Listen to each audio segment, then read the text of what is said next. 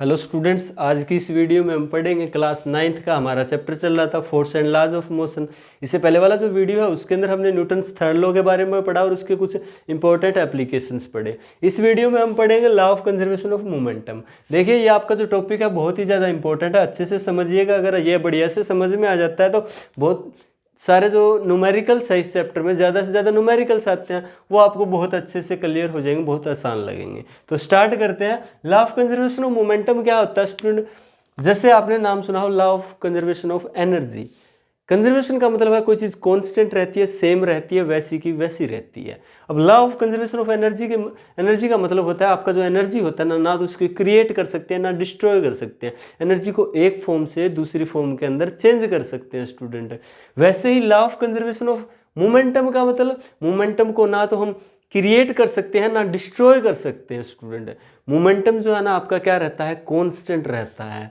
यही बताता है कौन, law of conservation of momentum. यानी कि कंजर्वेशन का मतलब कांस्टेंट रहना, यानी कि वैसे का वैसा रहना स्टूडेंट। यानी कि law of conservation of momentum का मतलब आपका जो मोमेंटम है वो क्या रहता है, कंजर्व रहता है, सेम रहता है, वैसे का वैसा रहता है। कब law of conservation of momentum बताता है? जब आपके पास टू बॉडीज हैं, उनके बीच में अगर कोलिजन होता है तो कोलिजन से पहले और कोलिजन के बाद दोनों बॉडीज का जो टोटल मोमेंटम है वो क्या रहता है, इक्वल रहता है, सेम रहता है, कांस्टेंट रहता है, एक जैसा रहता है। ये कौन बताता है? Law of conservation of momentum. तो क्या लिखेंगे? According to law of conservation of momentum during any collision. देखिए, law of conservation of momentum के अकॉर्डिंग ड्यूरिंग एनी कोलिजन, किसी भी कोलिजन के दौरान द टोटल मोमेंटम, आपका जो टोटल मोमेंटम है कौन सा, बिफोर कोलिजन, कोलिजन से पहले, इज ऑलवेज इक्वल टू, वो हमेशा बराबर होता है, इक्वल होता है। किसके?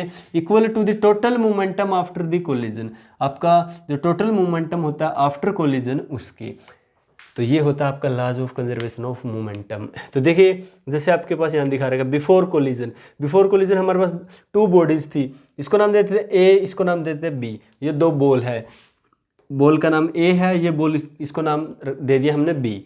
तो इसके बाद क्या होता है, देखिए ये बॉल जो है ना वो मूव कर रही है, ये भी मूव कर रही है। किस तरफ? ये जो है इस डायरेक्शन में मूव कर रही है with the velocity U A, ये इस डायरेक्शन में मूव कर रही है with the velocity U B. ये इनका इनिशियल वेलोसिटी है दोनों का, बॉल ए का इनिशियल वेलोसिटी, बॉल बी का इनिशियल वेलोसिटी। ये एम ए इस बॉल का मास है, बॉल ए का, एम बी मास है बॉल बी का स्टूडेंट। और दोनों की दोनों बॉल क्या कर रही है, इस तरह से मूव कर रही है। इसके बाद क्या होता है, दोनों में कोलिजन होता है टी टाइम के लिए। तो कोलिजन होगा, कोलिजन का मतलब दो चीज़ें आपस में टकराएगी, यानी कि ये जो बॉडी है ये इस पे फोर्स लगाएगी, ये बॉडी इस पे फोर्स लगाएगी। टकराने का मतलब यही होता है ना, ये दो चीज़ें आपस में टकरा रही है, इसका मतलब ये इस पे फोर्स लगा रही है, ये इस पे फोर्स लगा रही है। तो देखिए दोनों बॉल एक दूसरे पे क्या लगाएगी, फोर्स लगाएगी। यानी मान लेते हैं बॉल ए जो है ना वो फोर्स लगाएगी एफ ए, और किस तरफ लगाएगी, इस तरफ। बॉल बी की तरफ लगाएगी ना, इस तरफ लगाएगी। जो बॉल बी है वो फोर्स लगाएगी एफ बी, किस तरफ लगाएगी, बॉल ए पे लगाएगी, इस तरफ लगाएगी स्टूडेंट। तो ये हमने दो फोर्सेस है इनके, एफ ए जो बॉल ए लगा रही है बी पे, एफ बी जो बी बॉल लगा रही है ए पे। इसके बाद आफ्टर कोलिजन क्या होता है स्टूडेंट? आफ्टर कोलिजन आपका ये जो बॉल है ना दोनों के दोनों कोलिजन के बाद इस तरह मूव करने लगती है स्टूडेंट। इसका डायरेक्शन इस तरफ हो जाता है, इसका डायरेक्शन इस तरफ हो जाता है। यानी कि दोनों का कोलिजन के बाद मास सेम रहता है, मास पे कोई इफेक्ट नहीं पड़ता जब कोलिजन होता है। तो दोनों का मास, इसका मास बॉल ए का मास एम ए है, इसका एम बी है, सेम जैसा पहले था बिफोर कोलिजन। इसके बाद क्या करता है, इनका चेंज क्या होता है, वेलोसिटी। जैसे पहले इसका इनिशियल वेलोसिटी यू ए था ना, कोलिजन के बाद इसका फाइनल वेलोसिटी ले लेते हैं वी ए। तो वी ए क्या है, इसका final velocity after the collision. इसका देखिए ये वेलोसिटी, ये जो बॉल बी है इसका फाइनल वेलोसिटी हो जाता है वी बी। वी बी क्या है, फाइनल वेलोसिटी किसका, बॉल बी का। कब? After collision. इसके बाद समझिए, देखिए ये आपका क्या कहता है, law of conservation of momentum, यानी कि total momentum after before the collision is equal to total momentum after the collision. तो पहले टोटल मोमेंटम निकाल लिया हमने किसका, बिफोर द कोलिजन। मोमेंटम का फॉर्मूला क्या होता है, momentum is equal to mass into में velocity. Total momentum before collision की बात कर रहा है स्टूडेंट, तो पहले दोनों का यानी दोनों बॉडीज का टोटल मोमेंटम बिफोर कोलिजन, यानी कि इसका मतलब पहले इस बॉडी का मोमेंटम निकाल लेंगे, फिर इस बॉडी का मोमेंटम निकाल लेंगे, दोनों को प्लस कर देंगे तो total momentum before the collision आ जाएगा हमारे पास। तो पहले इस बॉडी का मोमेंटम निकालते हैं, मोमेंटम होता है मास इनटू वेलोसिटी। इस बॉडी का मास एम ए है, वेलोसिटी कितना, इनिशियल वेलोसिटी यू ए है। इस बॉडी का निकालते हैं, मास एम बी है, इनिशियल वेलोसिटी कितना है यू बी है, तो हमारे पास ये क्या आ गया टोटल मोमेंटम, कौन सा, before collision. Law of conservation of momentum क्या कहता है, total momentum before the collision is equal to the total momentum after the collision. अब हम क्या निकालेंगे total momentum after the collision, क्या आएगा, मोमेंटम इज इक्वल टू क्या होता है मास इनटू में वेलोसिटी। तो देखिए टोटल मोमेंटम मास इनटू में वेलोसिटी, दोनों बॉडीज का क्या कर लेंगे, अलग अलग मोमेंटम निकाल देंगे, प्लस कर देंगे, तो हमारे पास क्या आ जाएगा total momentum after the collision आ जाएगा स्टूडेंट। तो देखिए पहले इसका निकालते हैं, यानी कि आफ्टर कोलिजन इसका मोमेंटम कितना रहता है, मास इसका सेम रहेगा एम ए, वेलोसिटी कितना आ जाएगा फाइनल वेलोसिटी वी ए। इस बॉडी का निकालेंगे, मास सेम रहेगा एम बी और वेलोसिटी कितना हो जाएगा आफ्टर कोलिजन वी बी। तो ये हमारे पास क्या आएगा टोटल मोमेंटम आफ्टर कोलिजन, क्यों ये टोटल मोमेंटम आफ्टर कोलिजन बोल A, total momentum after collision B, total momentum आ गया इस पूरी कोलिजन का, यानी कि टोटल मोमेंटम आफ्टर कोलिजन हमारे पास ये आ गया। अब ये जो लॉज ऑफ कंजर्वेशन मोमेंटम है ना, ये बात कहता है कि total momentum before the collision is equal to the total momentum after the collision. अब इस चीज़ को क्या करते हैं हम प्रूव करते हैं स्टूडेंट, कैसे होता है, according to Newton's third law. Newton's का थर्ड लॉ कहता है, ये यहाँ तक देखिए स्टूडेंट कंफ्यूज मत हो ना, ये यहाँ तक स्टेटमेंट था, हमने इसका स्टेटमेंट को अच्छे से पढ़ लिया, समझ लिया कि ये जो लॉ है वो क्या कहता है। अब इसको क्या करते हैं, स्टेटमेंट को, इस चीज़ को क्या करते हैं प्रूव करते हैं। तो स्टार्ट करते हैं, अकॉर्डिंग टू न्यूटन्स, देखिए अब इसको प्रूव करते हैं स्टूडेंट, क्या कहता है प्रूव में, क्या कहता है according to Newton's third law. Newton's का थर्ड लॉ क्या कहता है कि कोई भी बॉडी, न्यूटन का थर्ड लॉ क्या कहता है कि every action there is an equal and opposite reaction, यानी कि कोई बॉडी आपस में टकरा रही है, इसका मतलब ये बॉडी इस पे जितना फोर्स लगा रही है ना, ये बॉडी भी उस पर उतना ही फोर्स लगाएगी, इक्वल अमाउंट में लगाएगी, इक्वल मैग्नीट्यूड का फोर्स होगा, लेकिन क्या होगा अपोजिट डायरेक्शन में लगेगा स्टूडेंट। ये पढ़ा था ना, यानी कि बॉल ए जो फोर्स लगा रही है वो बॉल बी जो फोर्स लगा रही है, दोनों का फोर्स जो है ना वो क्या होगा मैग्नीट्यूड में तो इक्वल होगा। कहने का मतलब ये 10 न्यूटन लगा रही है तो ये भी बॉल 10 न्यूटन लगाएगी, लेकिन डायरेक्शन क्या होगी अपोजिट, यानी कि ये बॉल इधर लगा रही है तो ये वाली बॉल इधर लगाएगी। तो इसलिए नेगेटिव साइन लगाया है, माइनस का साइन। माइनस साइन क्या इंडिकेट करता है कि जो फोर्स लग रहा है वो अपोजिट डायरेक्शन में है स्टूडेंट। तो हम लिख सकते हैं F A is equal to F B, यानी कि ये दोनों F A ball A force लगा रही है, बी पे एफ बी फोर्स लग रहा है, ए बॉल पे कौन लगा रहा है बॉल बी, तो ये दोनों इक्वल लिख सकते हैं न्यूटन्स थर्ड लॉ के अकॉर्डिंग। और हमने पढ़ा था न्यूटन्स का सेकंड लॉ। न्यूटन का सेकंड लॉ कहता है कि कोई भी फोर्स होता है ना वो क्या होता है directly proportional to rate of change of momentum के। और rate of change of momentum क्या होता है, चेंज इन मोमेंटम अपॉन में टाइम, यानी कि चेंज मोमेंटम में कैसे निकालते हैं, final momentum minus initial momentum upon में टाइम। चेंज किसी चीज़ में चेंज निकालेंगे फाइनल माइनस इनिशियल करते हैं ना, वैसे ही final momentum minus initial momentum कर देंगे तो चेंज इन मोमेंटम आ जाएगा हमारे पास। तो यही कर रहे हैं हम, क्या करेंगे देखिए फोर्स एफ ए क्या लिख सकते हैं, एफ ए को क्या लिख सकते हैं, यानी कि final momentum minus initial momentum, यानी कि आपका जो बॉल ए है इसका फाइनल मोमेंटम क्या है, बॉल ए का बॉल ये है ए, फाइनल मोमेंटम यानी कि मास इनटू में वेलोसिटी होता है। देखिए फॉर्मूला होता है मास इनटू में वेलोसिटी, तो फाइनल मोमेंटम यानी फाइनल मास कितना, मास सेम रहेगा कोलिजन के बाद फाइनल वेलोसिटी वी ए, तो आपका एम ए वी ए लिख दिया, माइनस क्या होता है इनिशियल मोमेंटम। इनिशियल मोमेंटम का मतलब बिफोर कोलिजन मोमेंटम इसका कितना M A U A upon में टी का क्या रख दिया हमने, टी रख दिया स्टूडेंट। इसके बाद फोर्स बी कितना, एफ बी कितना आ जाएगा, एफ बी कैसे निकालेंगे, यानी कि final momentum minus initial momentum, ball का फाइनल मोमेंटम कैसे, इसका फाइनल मास यानी तो सेम रहता है, एम बी लेंगे स्टूडेंट, सॉरी इसका मास एम बी लेंगे, इसका फाइनल वेलोसिटी वी बी लेंगे, तो हमारे पास फाइनल मोमेंटम आ गया। अब इनिशियल मोमेंटम, इनिशियल मास लेंगे, मास सेम रहता है, एम बी लेंगे, इनिशियल वेलोसिटी लेंगे कितना यू बी, टाइम लेंगे टी, तो यहाँ देखिए टी से टी क्या हो जाएगा कैंसिल हो जाएगा। अब आपके पास क्या बचेगा M A V A minus M A U A is equal to होगा ये negative sign M B V B minus M B U B, ये आ जाएगा स्टूडेंट आपके पास एम बी यू बी। इसके बाद देखिए हमने क्या किया है, ये जो नेगेटिव साइन था ना ये वाला यहाँ लगा दिया, यानी कि ये माइनस का हो जाएगा, ये साइन जब अंदर जाएगा तो ये चीज़ आपका प्लस हो जाएगा, तो इसलिए यहाँ प्लस लगा स्टूडेंट, ठीक है। इसके बाद नेक्स्ट क्या करना है आपको, नेक्स्ट देखिए एम ए VA ऐसा कैसा लिख लिया। अब देखिए ये जो टर्म है ना यहाँ माइनस की है, इसको इधर लेके आएंगे तो क्या हो जाएगी, प्लस की हो जाएगी। यही लिखा मैंने, ये का ये लिख दिया, इधर इसको माइनस का था, इधर लेके आए प्लस का हो गया। इसके बाद ये यहाँ माइनस का ना, इधर लेके जाएंगे तो क्या हो जाएगा, प्लस का, तो इसको प्लस का लिख दिया, ये सेम लिख दिया। तो हमारे पास आ गया MA VA plus MB VB is equal to MA UA plus MB UB। अब ये चीज़ें क्या आ गई हमारे पास, ये MA VA क्या आ गया, फाइनल मोमेंटम बॉल ए का स्टूडेंट। क्यों, ये बॉल ए का मास है, ये फाइनल वेलोसिटी, मास इनटू वेलोसिटी मोमेंटम, और कौन सा, फाइनल मोमेंटम बॉल ए का।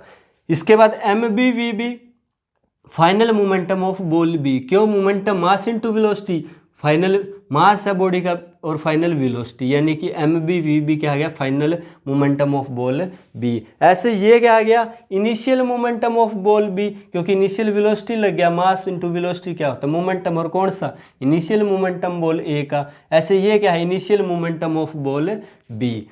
अब देखिए इसको और इसको अगर प्लस कर दे, final momentum of ball A, final momentum of ball B.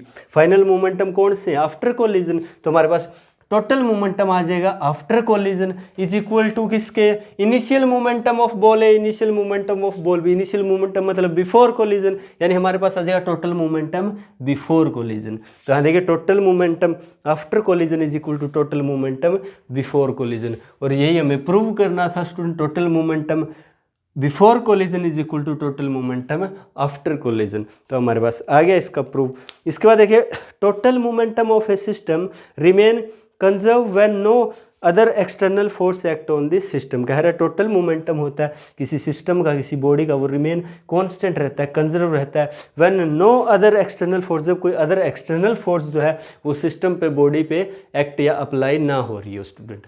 तो कहने का मतलब समझ में आया, कह रहा है कि जो law of conservation of momentum है ना, वो कब होता है, यानी कि ये जो है ये इसके प्रूव, ये जो total momentum after collision, total momentum before collision कब इक्वल रहता है, जब आपका जो सिस्टम है ना, यानी कि जब उस पर कोई एक्सटर्नल फोर्स ना लग रहा हो, यानी कि आइसोलेटेड सिस्टम हो। और ऐसा रियल में स्टूडेंट पॉसिबल नहीं है कि कोई भी कोलिजन हो उसमें कोई एक्सटर्नल फोर्स ना लगे स्टूडेंट। इसलिए ये जो है ना सिर्फ और सिर्फ आइसोलेटेड सिस्टम के लिए है। रियल में ऐसा नहीं है कि टू बॉडीज आपस में टकरा रही है तो उसके ऊपर जो है ना कोई एक्सटर्नल फोर्स अप्लाई ना हो रहा हो, किसी न किसी वजह से कोई ना कोई फोर्स जो है ना, एक्सटर्नल फोर्स है इन दोनों बॉडीज़ के ऊपर किसी न किसी तरीके से लगता है। तो ये था आपका टोटल, ये इस बात का मतलब कि टोटल मोमेंटम जो कंजर्व रहता है ना वो सिर्फ आइसोलेटेड सिस्टम के लिए, यानी ये तब होता है जब कोई बॉडी पे एक्सटर्नल फोर्स ना लग रहा हो, ऐसा कोलिजन जिस पे कोई जो बॉडीज टकरा रही है उन पे कोई एक्सटर्नल फोर्स ना लग रहा हो। तो ये था student laws of conservation of momentum. अब हम करते हैं इसके ऊपर एक न्यूमेरिकल, जिससे